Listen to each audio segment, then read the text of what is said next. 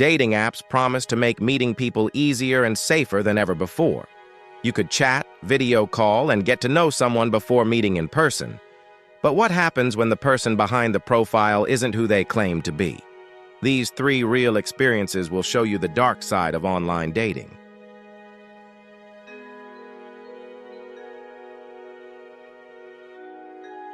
My name is Jessica, and I'm a 26-year-old marketing coordinator from Dallas, Texas.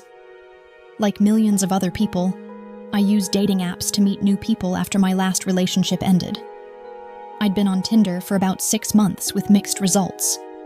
Some good dates, some awkward ones, but nothing dangerous. That changed when I matched with someone who called himself Ryan. Ryan's profile seemed perfect. He was 28, claimed to be a software engineer, had photos of himself hiking, at nice restaurants, and with what appeared to be his dog. His bio was witty, but not trying too hard. We matched on a Thursday evening, and he immediately sent a thoughtful message asking about a book I'd mentioned in my profile. We texted for 3 days, and the conversation flowed naturally. He was funny, intelligent, and seemed genuinely interested in getting to know me. He suggested we meet for coffee that Saturday afternoon at a popular spot in Deep Ellum, which felt safe and public. I agreed, excited to finally meet someone who seemed like genuine relationship material. Saturday came, and I arrived at the coffee shop right on time. I waited for 20 minutes, checking my phone constantly, but Ryan never showed up. When I texted him, he apologized profusely, claiming his car had broken down and he was stuck waiting for a tow truck. He asked if we could reschedule for that evening, but somewhere closer to where he lived since he'd be without his car. He gave me an address for a sports bar in what he said was his neighborhood. I should have researched the location first, but I was disappointed about the missed coffee date and wanted to salvage the evening. The address led me to a part of Dallas I'd never been to before, an industrial area with warehouses and very few residential buildings. The sports bar turned out to be a rundown building with boarded-up windows and a hand-painted sign that looked like it hadn't been updated in decades. There were no other cars in the parking lot, and the whole area felt deserted. My instincts were screaming at me to leave, but just as I was about to drive away, someone knocked on my passenger window. It was a man, but he looked nothing like Ryan's photos.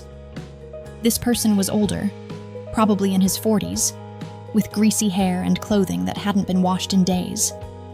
He was holding a phone and showing me a screen with what appeared to be our text conversation. "Jessica?" "I'm Ryan," he said through the window. "Sorry I look different from my photos. I've been going through a rough patch." Every alarm bell in my head was going off. This was clearly not the same person from the dating profile, and the location was completely wrong for a first date. I told him through the window that I wasn't feeling well and needed to go home. That's when his demeanor changed completely. He became aggressive, demanding that I get out of the car and go inside the building with him. He said I owed him that much after he'd driven all the way here to meet me. When I refused and started to drive away, he grabbed onto my door handle and tried to stop the car. I managed to accelerate and get away, but not before he screamed something that made my blood run cold. "I know where you work, Jessica. I know where you live.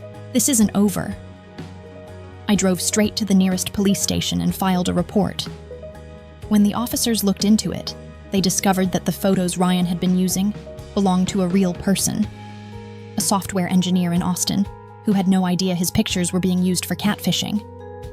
The man I'd encountered had been using multiple fake profiles to lure women to that same abandoned building. I deleted all my dating apps that night and didn't go back to online dating for over a year. Now when I do use apps, I always video chat before meeting someone in person, and I never go anywhere that isn't a busy public place for a first date.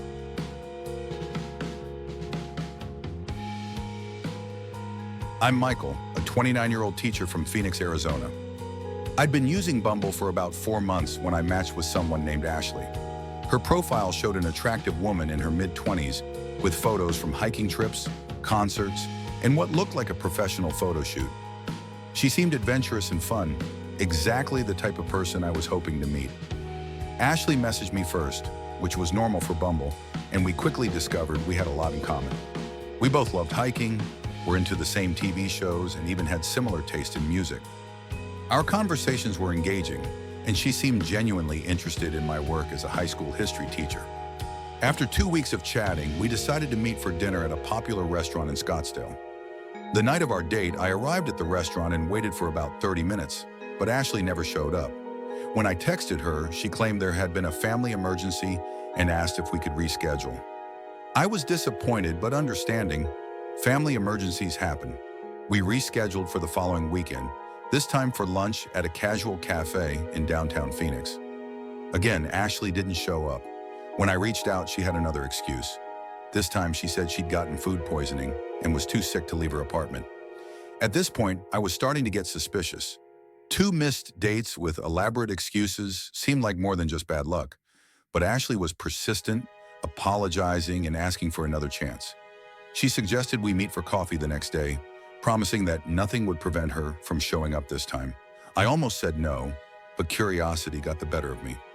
I wanted to know if Ashley was real or if I was being catfished. We arranged to meet at a Starbucks near Arizona State University during my lunch break from teaching. I arrived at the coffee shop and waited, but once again, Ashley was a no-show. After 45 minutes, I gave up and headed back to school. That's when things got really strange. As I was walking to my car, I noticed a woman sitting in a vehicle across the parking lot. She appeared to be watching me, and when I looked in her direction, she quickly looked away. I thought it was odd but didn't think much of it until I saw the same car following me back to the high school where I worked. Over the next few days, I started noticing the same vehicle in different locations where I spent time, near my apartment complex, outside the gym I frequented, even in the grocery store parking lot. The woman driving always appeared to be the same person, though I never got a clear look at her face. When I checked Ashley's Bumble profile again, I realized something disturbing. Some of the photos that I'd initially thought were from hiking trips were actually taken in locations around Phoenix that I recognized, places I'd mentioned visiting in our conversations. It was as if someone had been following me and taking photos to create a fake profile. I decided to confront the situation directly. I messaged Ashley and told her I knew she'd been following me and that I was going to report her to the police if it didn't stop immediately. Her response was chilling. "You don't understand, Michael. We're meant to be together. I've been watching you for months, learning about you, becoming the perfect person for you. Those dating apps are just a way for us to connect properly." I immediately blocked her on all platforms and went straight to the police. When they investigated, they discovered that Ashley was actually a woman named Jennifer who lived about 10 miles from my apartment. She had been arrested before for stalking and harassment related to online dating. The police found that she had created multiple fake profiles using photos she'd taken while following her targets around the city. She would match with men, learn about their interests and routines, then create elaborate fantasies about relationships that existed only in her mind. Jennifer was arrested and charged with stalking and harassment. I had to get a restraining order, and I moved to a new apartment across town. The experience made me much more cautious about online dating, and I now always meet people in very public places and never share specific details about my daily routines until I've gotten to know them much better.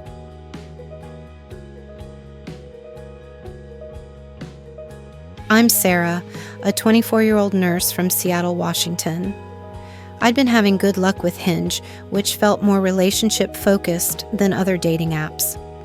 I'd gone on several pleasant dates and felt like the app attracted more serious people looking for real connections. That changed when I matched with someone named David. David's profile was impressive. He was 31, claimed to be a doctor at a local hospital, and had photos of himself in scrubs, at medical conferences, and volunteering at charity events.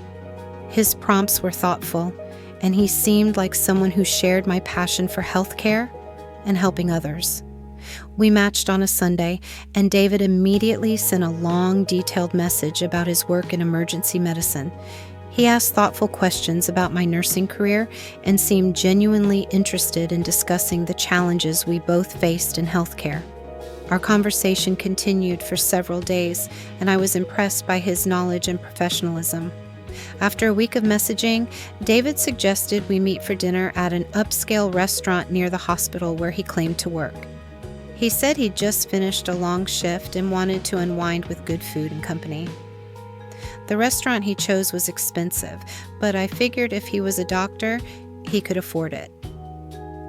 I arrived at the restaurant first and was seated at our table. David showed up about 10 minutes later, and immediately something felt off. While his photos had shown someone who looked professional and put together, the person who approached my table looked disheveled and nervous. He was wearing what appeared to be medical scrubs, but they looked old and didn't fit properly. "Sarah? I'm David," he said, sitting down without making eye contact. "Sorry I'm late. Just got off a really tough shift in the ER." I tried to make conversation about his work, but his answers were vague and didn't match what he'd told me in our messages. When I asked about specific procedures or equipment that any ER doctor would know about, he either changed the subject or gave answers that made no sense medically. As the evening progressed, David's behavior became increasingly strange. He kept checking his phone and looking around the restaurant nervously. When our food arrived, he barely touched it, instead focusing on asking me personal questions about my schedule, where I lived, and when I worked night shifts at the hospital. The breaking point came when David excused himself to use the restroom. While he was gone, I noticed he'd left his phone on the table, and a text message notification appeared on the screen. Without thinking, I glanced at it, and what I saw made my stomach drop. The message was from someone saying, "Is this the nurse you were talking about? Did you get her address yet?" When David returned to the table, I confronted him about the message. His demeanor changed instantly. The nervous, awkward behavior disappeared, and he became cold and calculating. "You shouldn't have looked at my phone, Sarah," he said calmly. "That was private." I told him I was leaving and stood up to go, but David grabbed my wrist and pulled me back down into my seat. His grip was tight enough to leave marks, and his voice became threatening. "We're not done here. You're going to sit down and finish this conversation. I've put a lot of work into tonight." I managed to pull free and started walking toward the restaurant's exit, but David followed me. As I reached the door, he grabbed my arm again and said something that made me realize I was in serious danger. "I know where you work, Sarah. I know your schedule. You can't avoid me forever." I broke free and ran to my car, locking the doors immediately. David stood outside the restaurant watching me, but he didn't try to follow when I drove away. I went straight home and called the police. When the officers investigated, they discovered that David wasn't a doctor at all. He was a former hospital janitor who had been fired for inappropriate behavior toward female staff members. He'd been using stolen photos of real doctors to create fake dating profiles, specifically targeting nurses and other healthcare workers. The police found that David had been collecting personal information about women in the medical field and had detailed notes about their schedules and routines. He had apparently been doing this for months, using the trust that comes with being a supposed fellow healthcare worker to lower his target's defenses. David was arrested and charged with assault, harassment, and identity theft. I had to testify in court, which was difficult, but I wanted to make sure he couldn't do this to other women. The experience taught me to always trust my instincts, even when someone seems perfect on paper. These three stories remind us that while dating apps can be a great way to meet people, they can also be exploited by dangerous individuals who use fake profiles and manipulation to target innocent people. The anonymity and distance that these platforms provide can make it easy for predators to create elaborate deceptions. If you use dating apps, always trust your instincts. If something feels off about a person or situation, don't ignore that feeling. Always meet in public places. Tell someone where you're going, and never share personal information like your home address or work schedule until you've gotten to know someone well in person. Video chat before meeting someone face-to-face, and don't be afraid to ask questions that might help verify their identity. Remember that real photos, detailed conversations, and even claimed professional credentials can all be faked by someone with malicious intentions. Most importantly, if you ever feel threatened or unsafe, don't hesitate to leave the situation and contact law enforcement. No potential relationship is worth putting yourself in danger, and there are people out there who will use your desire to find love against you. Stay safe, trust your instincts, and remember that the right person for you will respect your boundaries and make you feel secure, not anxious or afraid.